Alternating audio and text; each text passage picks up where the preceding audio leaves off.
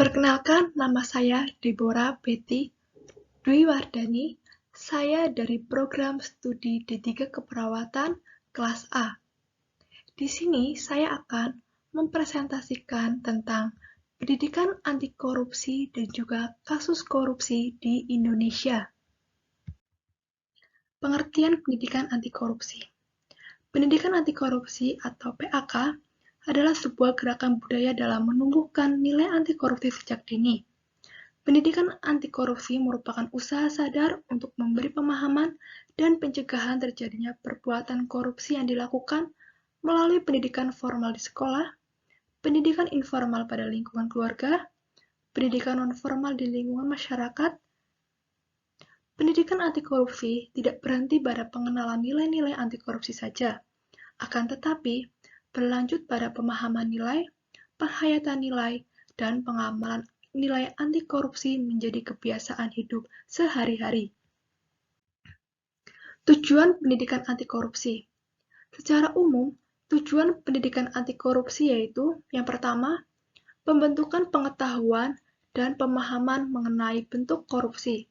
Yang kedua, pengubahan persepsi dan sikap terhadap korupsi. Dan yang ketiga, pembentukan keterampilan dan kecakapan baru untuk melawan korupsi.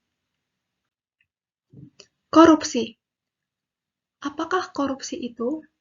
Korupsi merupakan penyalahgunaan uang negara, baik perusahaan atau lainnya, untuk kepentingan sendiri maupun orang lain.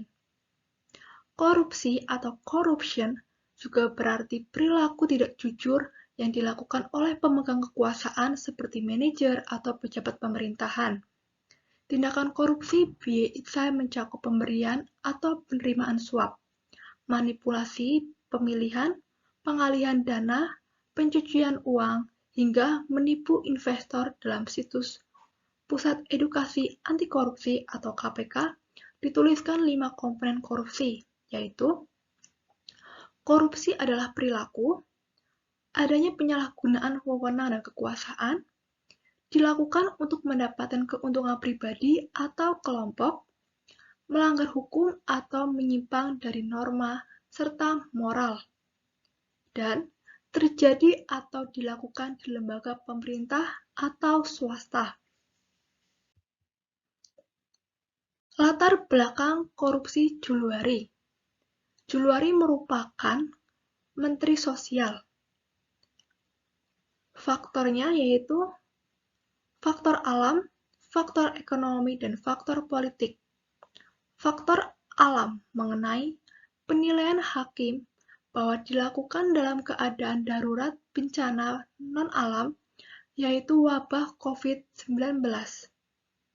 Faktor ekonomi, penempatan fee yang cukup besar oleh Mateus dan Adi yaitu Rp10.000 per paket sembako dari nilai Rp300.000 per paket bansos.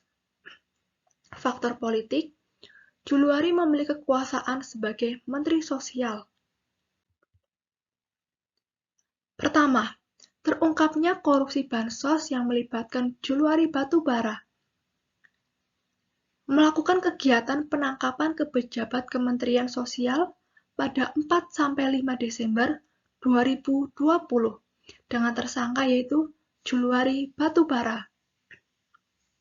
Penyebab penangkapan tersebut dikarenakan pejabat pembuat komitmen atau PPK bansos di Kemensos menerima hadiah dari vendor pengadaan barang dan jasa pemerintah PBJ Bansos. Menempatkan 4 tersangka sebagai penerima yaitu Juluari, Mateus Joko Santoso, Adi Wahyono. Sebagai pemberi yaitu Ardian IM dan Hari Sidabuke. Kedua, Juluari menerima miliaran rupiah. PPK menerima fee 12 miliar rupiah dengan melakukan pembagian oleh Mateus Adi Wahyono sebesar 8,2 M dan digunakan untuk membayar keperluan pribadi oleh Juluari. Kegiatan bansos pada Oktober 2020 sampai dengan Desember 2020 melakukan paket bansos sembako dengan fee yang terkumpul 8,8 miliar untuk keperluan Juluari.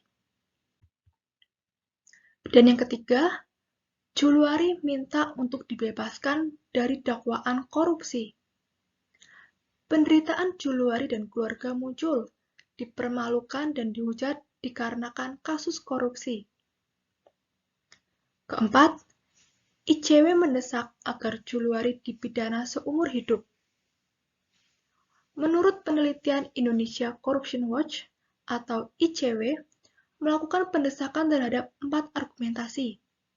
Yang pertama, Juluari menggunakan kekuasaan sebagai pejabat publik untuk kejahatan. Yang kedua, suap bansos terjadi di tengah COVID-19, sehingga sangat berdampak dari segi ekonomi. Yang ketiga, pada saat pembacaan pledoi, Juluari tidak mengakui perbuatannya. Dan yang keempat, hukuman berat menjadi pesan untuk tidak melakukan korupsi di tengah pandemi COVID-19.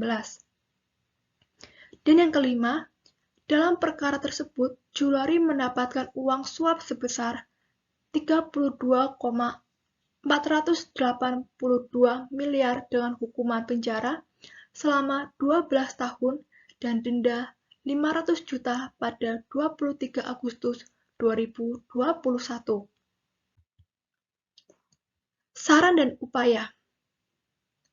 Saran yang pertama, pelaku korupsi dihukum setimpal dengan perbuatannya tanpa memandang kekuasaan yang dimiliki. Dan yang kedua, pelaku korupsi mengembalikan 2 kali lipat dengan hasil yang telah dikorupsikan. Bagaimana upayanya? Yang pertama, bekerja sama dengan gugus tugas percepatan penanganan COVID-19 mengenai pengadaan barang dan jasa. Yang kedua, realokasi dana dan pendampingan dalam pengadaan barang dan jasa.